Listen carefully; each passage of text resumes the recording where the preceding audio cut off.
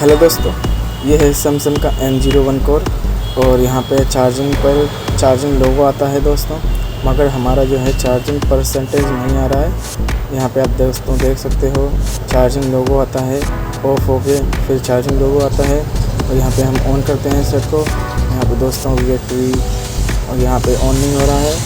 चलिए दोस्तों, इसका सॉल्यूशन कैसे करते हैं, वीडियो में बने रहें।